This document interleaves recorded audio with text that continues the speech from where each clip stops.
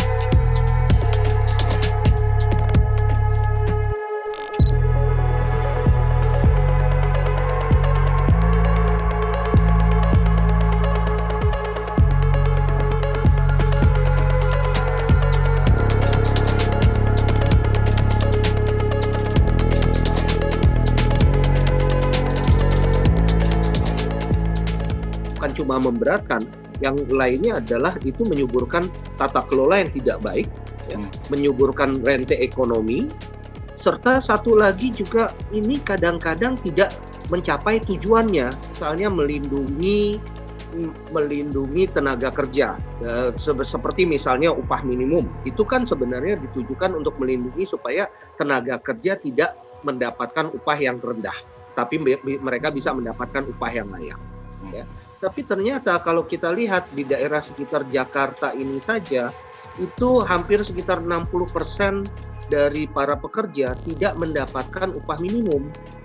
Karena apa? Karena upah minimumnya terlalu tinggi, sehingga ketika dunia usaha mau memaksakan mereka nggak sanggup. Akhirnya malah ini merugikan para pekerjanya sendiri. Karena dunia usaha tersebut kemudian juga mereka tidak mau mendaftarkan para pekerjanya untuk mengikuti jaminan-jaminan yang ada, yang disediakan oleh pemerintah. Kalau saya misalnya tidak membayar upah minimum, saya akan takut kalau mendaftarkan pegawai saya ke BPJS misalkan. Karena apa? Karena kemungkinan nanti saya akan diperiksa.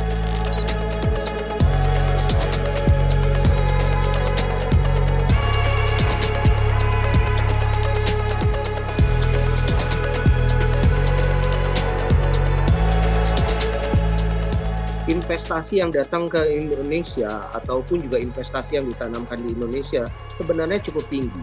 Tetapi salah satu masalah adalah kualitasnya rendah. Kenapa ini bisa terjadi? Salah satunya adalah karena aturan ketenaga kerjaan di Indonesia dianggap terlalu rigid, terlalu ketat. Di sini juga kenapa pentingnya memasukkan aspek ketenaga kerjaan di dalam undang-undang Omnibus Law.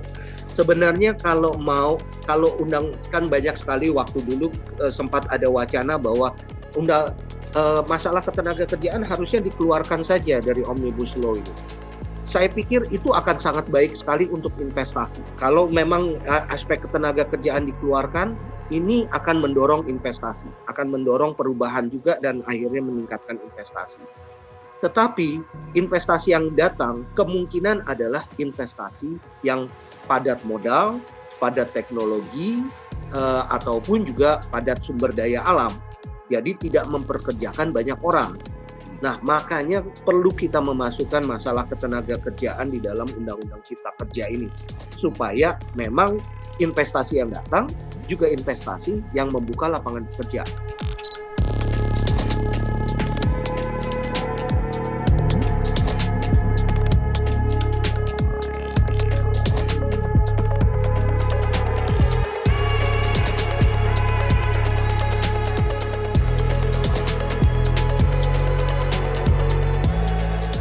Sisi substansi Undang-Undang Cipta Kerja itu justru bertolak ke belakang dari upaya penciptaan lapangan kerja yang berkualitas. Banyak sekali hak-hak pekerja, termasuk pengurangan pesangon itu, kemudian adanya ketidakpastian terhadap pekerja kontrak, sehingga ini menurunkan hak-hak dari pekerja dan menurunkan kualitas dari investasi. Investasi apa yang ingin masuk dengan adanya Undang-Undang Cipta Kerja?